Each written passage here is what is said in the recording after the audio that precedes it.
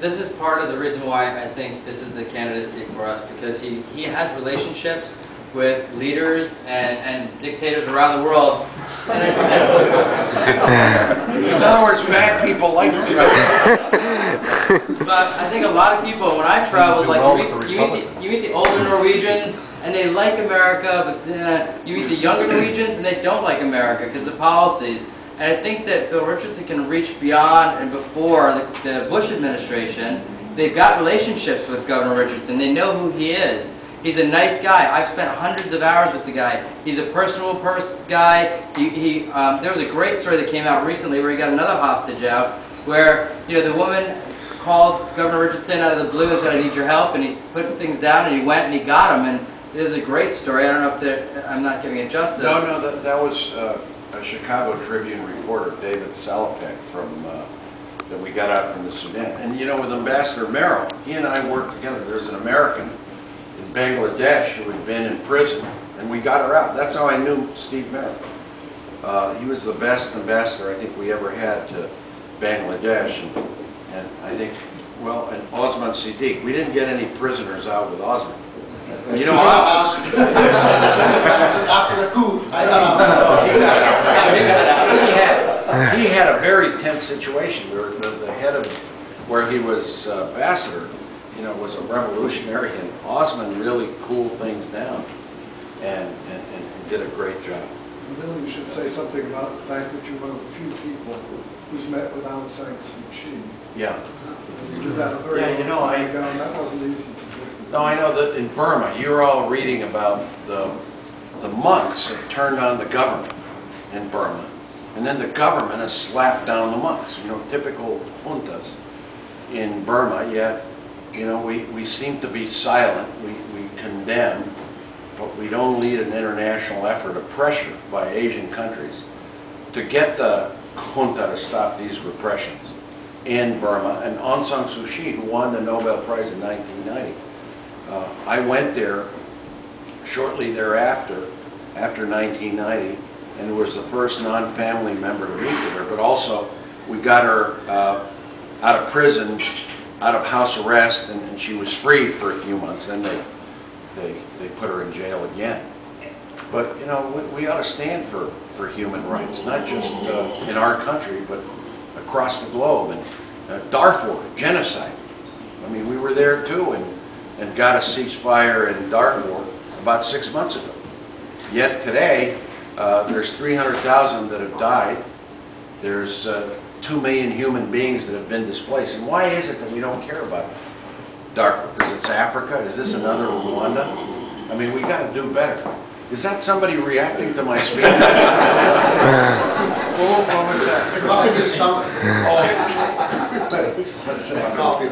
Well, what's that? It doesn't like your answer. Yeah. Governor, before I ask a question about medicine, I wanted to ask, I read something about a year or two ago that North Korea would only deal with you in some of these issues. Why do you feel like you are the one that they... Well, I was saying earlier, bad people like me. I've been dealing with them for 6 years. And I show them respect. They're a country that, the poorest nation on earth, they violate human rights, they abuse their people. But when I go see them and I try to get something from them, like stop their nuclear weapons, like American hostages, and we got an American pilot out of there that had crossed the border, I treat him with respect. I don't, and one of the things that one of the Korean leaders said to me once, he said, I'm ready to talk directly to the United States.